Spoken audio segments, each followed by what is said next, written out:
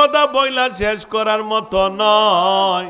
সন্তান যদি অসুস্থ হয় বিছানায় পড়া থাকে, মা পাগলের মতো হইয়া যায়।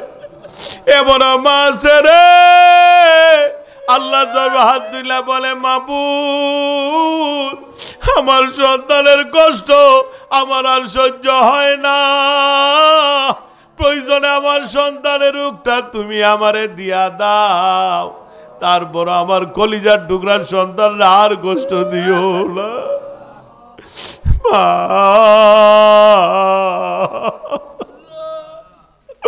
মার কথা বইলা শেষ করার মতো নয় রে। সন্তান যদি চাকরির জন্য বিদেশে থাকে, চাকরির জন্য যদি বাড়ির বাইরে থাকে, মা যখন জানে আগামী কাল আমার সন্তান আমার বাড়িতে আসবে, মা সকাল থেকে রাস্তার দিকে চাইয়া থাকে।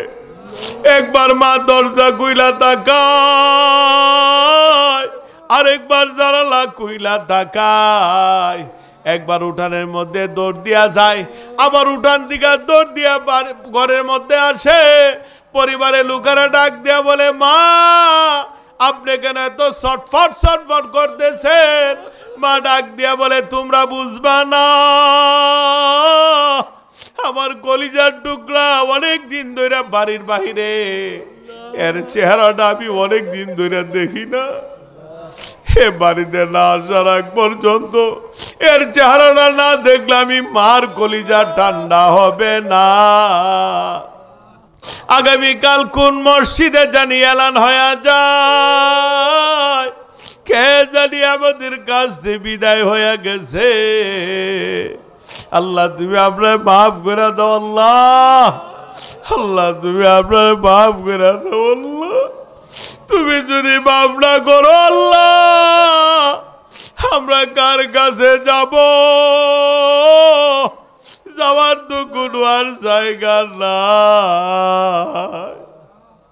আল্লাহ আমি গুনাহগারের দিকে তাকায়ও না, আমি যে কত বড় গুনাহগার আমি ছাড়া আর কেউ জানে না। আল্লাহ আমি গুনাহগারের গুনার দিকে না তাকাইয়া তোমার হাবিবের উসিলা নিয়া তোমার দরবারে ভিক্ষা চাই, আমাদের জীবনের গুনাহ খাতারে মাফ করে দাও।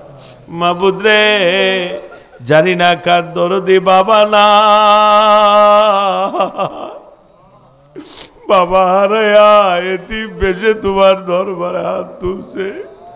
আল্লাহ জানি না কার দুঃখিনী মা নাই, মা হারায়া এতিম বেশে তোমার দরবারে হাত তুলছে। আল্লাহ জানি না কার মাও নাই বাবাও নাই। মাবুদের যার বাবা নাই সে বুঝে বাবা হারার যন্ত্রণা, যে বাপ বইলা ডাক দিতে পারে না সে বুঝে বাবা হারার বেদনা। বাবা এমন এক বাবা, সন্তান যদি মনটা বেজার কইরা করে বইসা থাকে, বাবা যখন করে গিয়ে দেখে সন্তানের মন বেজার, বাপ পাগলের মতো হইয়া যায়। একবার নয়, দুইবার নয়, বারবার জিজ্ঞাসা করে, কিরে বাবা তোর কি হইছে? তোর মনটা বেজার দেখলে আমি বাপ সহ্য করতে পারি না। এই বাবা যার কবরে আছে মাফ করে দাও আল্লাহ। যাদের বাবা দুনিয়া আছে নেক হায়াত দান করে দাও। যার মা নাই রে, তার তো কিছুই নাই। আল্লাহ তোমার মা হারা বান্দারা হাত তুলছে।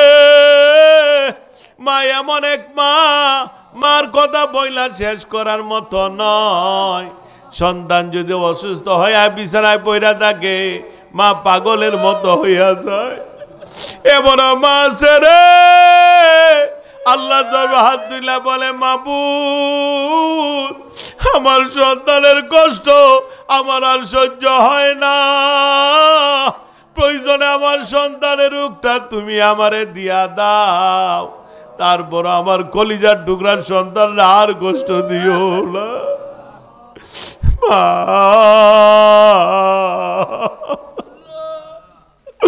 মার কথা বইলা শেষ করার মতো নয় রে। সন্তান যদি চাকরির জন্য বিদেশে থাকে, চাকরির জন্য যদি বাড়ির বাইরে থাকে, মা যখন জানে আগামী কাল আমার সন্তান আমার বাড়িতে আসবে।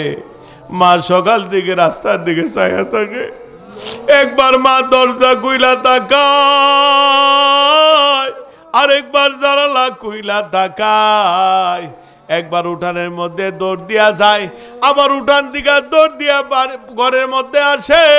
পরিবারের লোকেরা ডাক দিয়া বলে, মা আপনি কেন এত ছটফট ছটফট করতেছেন? মা ডাক দিয়া বলে, তোমরা বুঝবা না, আমার কলিজার টুকরা অনেক দিন ধরে বাড়ির বাহিরে, এর চেহারাটা আমি অনেক দিন ধরে দেখি না। এ বাড়িতে না আসার আগ পর্যন্ত এর চেহারাটা না দেখলে আমি মার কলিজা ঠান্ডা হবে না।